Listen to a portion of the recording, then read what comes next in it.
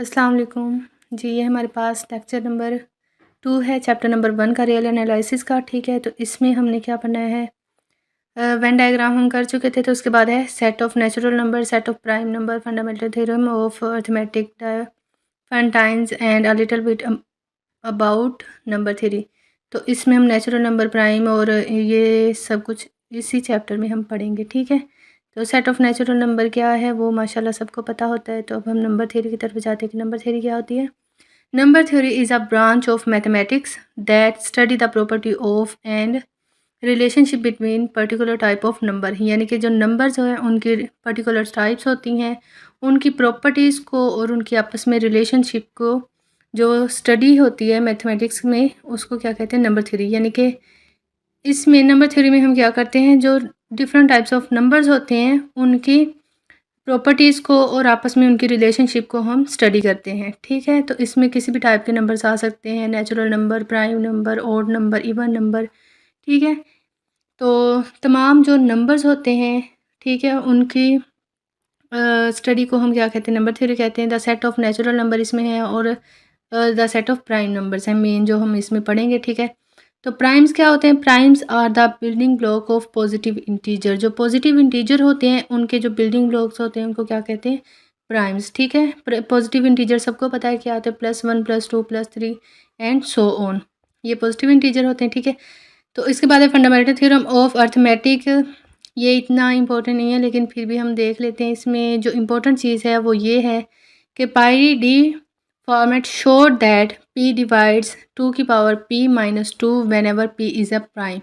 ठीक है, तो p हमारे पास क्या है कि प्राइम है, p डिवाइड करता है 2 की पावर p - 2 को, तो प्राइम नंबर हमारे पास है। तो इसके बाद इसमें जो इम्पोर्टेंट है वो है डायोफाइंटाइन की definition and equation with added provision that only integer solution are solved is called Diophantine. यानी कि एक ऐसी इक्वेशन जिसको हम सॉल्व करें तो उसके पास जो हमारे पास आंसर आए वो इंटीजर आए, सिर्फ इंटीजर आंसर आए, तो उसका सॉल्यूशन जो है उसका इंटीजर आए, तो उसको हम क्या कहते हैं, डायोफाइंटाइन। एक ऐसी इक्वेशन जिसको हम सॉल्यूशन मतलब सॉल्व करें तो उसका जो सॉल्यूशन है ओनली इंटीजर सॉल्यूशन दे। ठीक है, सॉल्व्ड इज कॉल्ड डायोफेंटाइन। तो इसकी जो इक्वेशन है a की पावर n + b की power n is equal to c की पावर n, बिल्कुल पाइथागोरस थ्योरम की तरह है कि a² + b² is equal to c²। ठीक है, वेयर n क्या है हमारे पास, पॉजिटिव इंटीजर, सॉरी इंटीजर्स को बिलोंग करता है,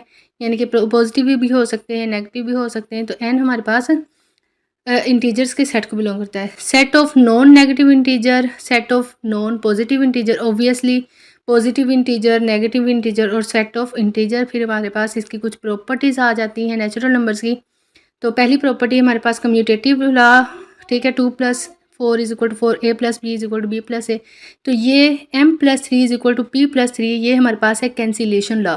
ठीक है, 3 है उधर जाके ये प्लस का है, उधर जाके माइनस हो जाएगा तो ये कैंसिल आउट हो जाएगा, तो m is equal to p आ जाएगा। नीचे वाली प्रॉपर्टी है एसोसिएटिव लॉ, सारे माशाल्लाह जानते हैं इससे रिलेटेड। ठीक है, तो principle of mathematical induction, main चीज़ आ गई हमारे पास, प्रिंसिपल ऑफ मैथमेटिकल इंडक्शन। ये हमने लास्ट सेमेस्टर में पढ़ा था MTH 202 में। ठीक है, तो इसमें हमारे पास 2 स्टेप होते हैं, एक बेसिस स्टेप होता है और एक इंडक्टिव स्टेप। इंडक्टिव स्टेप में हमारे पास क्या होता था कि मतलब बेसिस स्टेप में पहले हमारे पास होता कि p को हम 1 के लिए ट्रू करते थे, और इंडक्टिव स्टेप में हम क्या करते थे, n is equal to k + 1, फिर पहले n के लिए, फिर k + 1 के लिए, फिर k + 2 के लिए। ठीक है, तो अगर p is equal to p 1 के लिए ट्रू है तो p is true p n + 1 के लिए, then p n is true for all n belongs to natural number या फिर पॉजिटिव इंटीजर। ठीक है, तो अगर वो 1 के लिए ट्रू होता था, n + 1 के लिए, फिर वो सारे के लिए भी ट्रू हो जाता था। ठीक है, तो ये वाला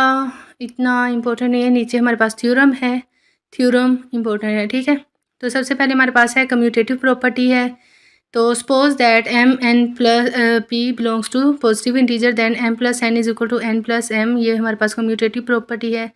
m + n + p is equal to n + m + p, ये एसोसिएटिव है। ठीक है, तो इसके बाद नीचे वाली जो है वो हमारे पास if m + n is equal to p + n। ठीक है, अब देखो n दोनों तरफ सेम है। ठीक है, n प्लस का है उधर जाके माइनस का हो जाएगा, तो ये है हमारे पास कैंसिलेशन। कैंसिलेशन में क्या होता है कि दोनों तरफ सेम चीज़ें हों तो वो कैंसिल आउट हो जाती हैं, ठीक है। तो if m plus n is equal to 0 then m is equal to n is equal to 0। अगर m प्लस n 0 के बराबर है तो m भी 0 के बराबर है और n भी 0 के बराबर है। अब हम इन चारों को प्रूफ करेंगे, ठीक है। प्रूफ के लिए हमने क्या करना है, प्रूफ ऑफ फर्स्ट प्रॉपर्टी जो सबसे पहले वाली प्रॉपर्टी है उसको प्रूफ करेंगे। डिफाइन u, स्टेप 1 जो है हमारे पास है u है, ठीक है। तो कम्यूटेटिव प्रॉपर्टी के लिए हमने क्या किया है, m belongs to positive integer, जो m है वो बिलोंग करता है पॉजिटिव इंटीजर से, सच दैट 0 प्लस m बराबर है m प्लस 0 के। यानी कि ये हमारे पास कम्यूटेटिव प्रॉपर्टी आ गई, ठीक है। तो उसके बाद सेकंड स्टेप है हमारे पास define v is equal to n belong to positive integer such that m plus 1 into plus n is equal to m plus n plus 1 into for all m belongs to positive integer, ठीक है। ये हमारे पास associative property से related आ गई, ठीक है। तो उसके बाद है define w n belongs to z positive m plus n is equal to n plus m for all m belongs to positive integer. अब ये हमारे पास m plus n plus 1 into है, ठीक है। तो इसको हम इसमें यानी कि ये ऊपर वाला स्टेप नंबर 3 है ना, इसका ये m plus n is equal to n plus m है ना, इन दोनों साइड्स पे उन लोगों ने क्या किया है, प्लस 1 ऐड कर दिया है, ठीक है, उसके पेयर्स लैदा करने के लिए। तो पहले n प्लस 1 को कर लिया है पेयर में और उसके बाद दूसरी साइड पे कर लिया है m प्लस n को। तो नीचे स्टेप 1 है define u is equal to m belongs to positive integer such that 0 plus m बराबर है m प्लस 0।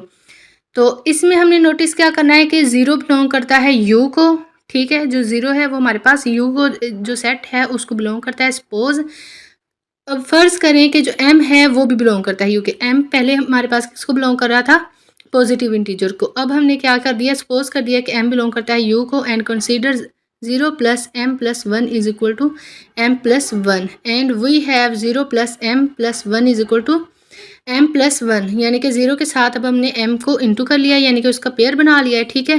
तो इधर से हमने क्या कर दिया है, 10 m plus 1 belongs to u, कि अगर m बिलोंग करता है u को तो m प्लस 1 भी बिलोंग करेगा u को। So u is equal to positive integer, ठीक। नेक्स्ट स्टेप में हमारे पास v है, n पॉजिटिव इंटीजर को बिलोंग करता है, m plus 1 plus n is equal to m plus n plus 1 for all m belongs to positive integer, ठीक है। तो उन लोगों ने कह दिया कि 0 बिलोंग करता है v को। सपोज फ़र्ज़ करें कि n भी बिलोंग करता है v को, बिल्कुल उसी तरह कर दिया है कि इसको उन लोगों ने घुमा फिरा के लिख लिया है ब्रैकेटों के अंदर, बिल्कुल ही आसान है। m plus 1 plus n plus 1, ठीक है। पहले उन दोनों को आपस में कंबाइन किया, फिर m प्लस n को कंबाइन किया, फिर n प्लस 1 को कंबाइन किया। तो इसी तरह उन लोगों ने इसको भी साबित कर दिया कि v बराबर है z के, ठीक है।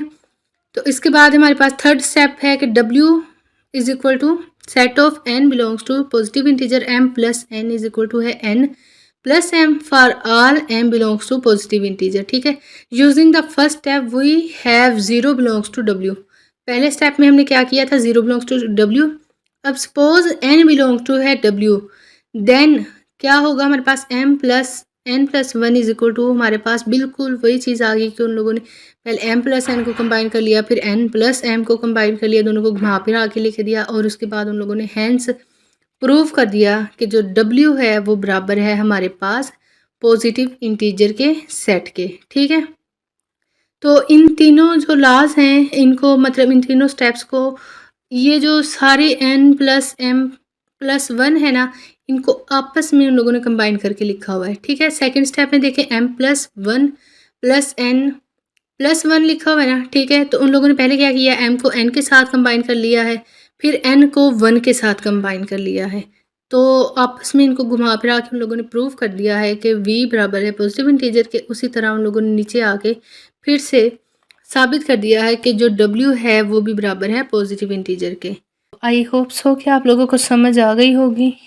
थैंक यू, टेक केयर, अल्लाह हाफिज़।